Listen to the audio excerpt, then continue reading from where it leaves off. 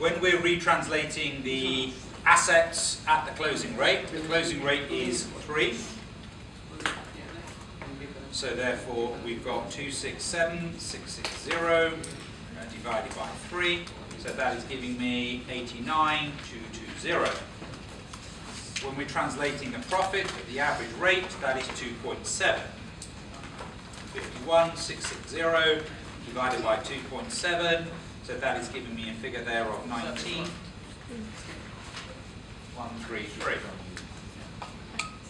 When we're translating the 206, we're dividing that by 2.4. So your 216 gets divided by 2.4, and therefore that gives me 90,000. So your 90,000 plus your 19 means that you thought your net assets were going to be 109,133. We're looking at the balancing figure as to whatever that figure is, and when we take the 109,133 and we take away the 89,220, we get a difference of 19,913. Now that is our root exchange difference on the retranslation of the net assets. And that figure is going to OCI.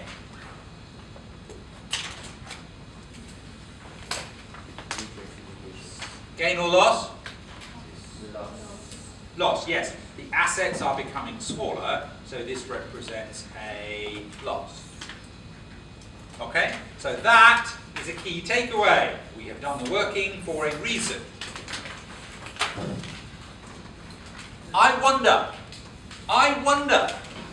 in an exam scenario, how many people would have used net assets at 166 instead of 216? I think quite a few people would have used 166. And I also think that if those people who had used 216, not everybody would have picked up the depreciation correctly. For God's sake, you are going to make mistakes without realizing it. So your presentation and your formatting is so important. I am not writing numbers down in isolation. I am saying exactly what I am doing. This is all about the net assets. These figures are in dinars.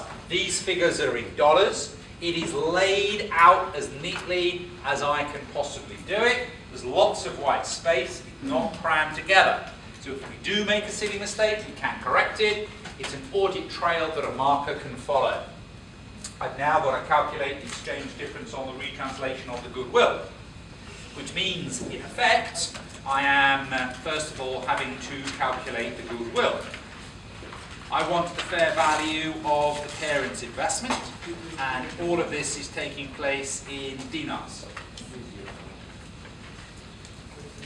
So the fair value of the parent's investment, what did the parent pay when it bought? It bought it for 304,800 NCI. Now NCI is a proportion. So what are the net assets? Which figure are you going to give me? 166 or 216?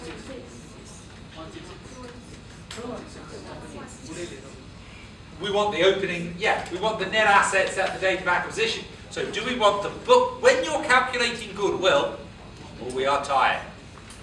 When we are calculating goodwill, we want the net assets at the date of acquisition. But do we want the book value or the fair value?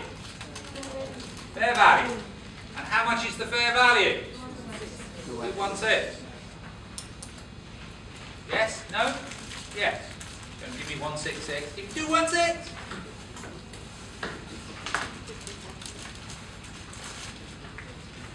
$54.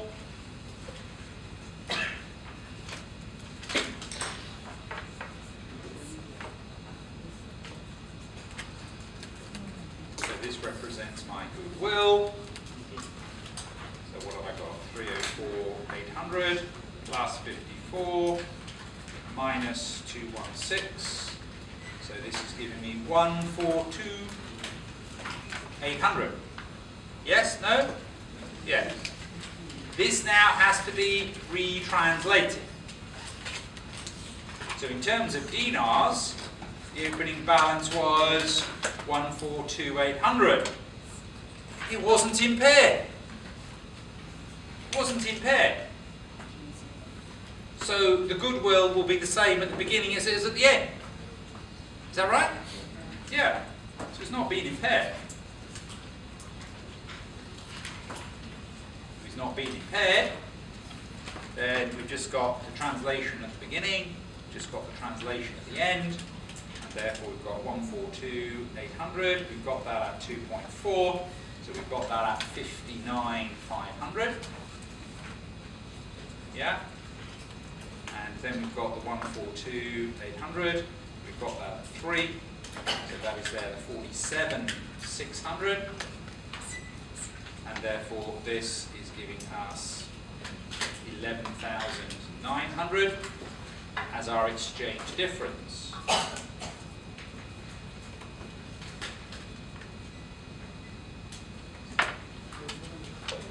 Gain or loss? Goodwill is an asset. Is it getting bigger or smaller? Smaller. So this represents a loss. So this is again a key takeaway. This is again a key takeaway. That's a number that will ultimately feed into. That's a number that will ultimately be part of our answer.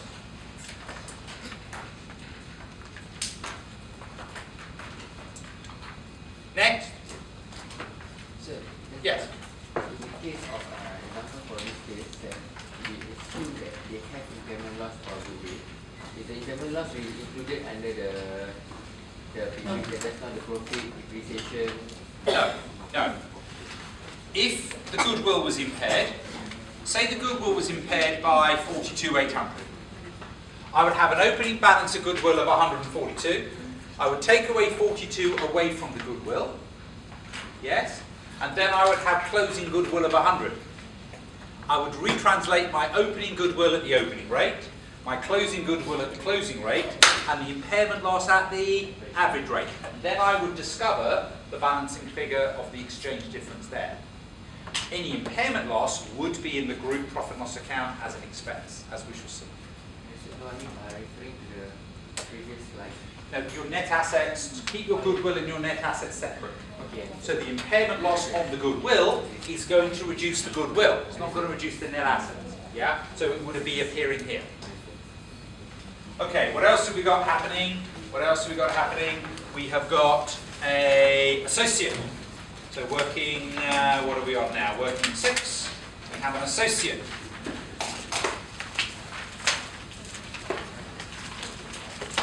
And we have an associate called Mirror. We have an associate. Working 7. I stand corrected by the lady. Working 7. Depends whether you've separated. Anyway, yes, working 6. If you've got the exchange difference on goodwill as a separate working, it's working 7. So working 7, associate, you've got, you know, I can't get excited about the intercompany sale forming a separate working. I just think you deal with it on the face. What we've got here is income from the associate. What we've got here is income from the associate. Sun has acquired 35% of the associate on the 1st of May.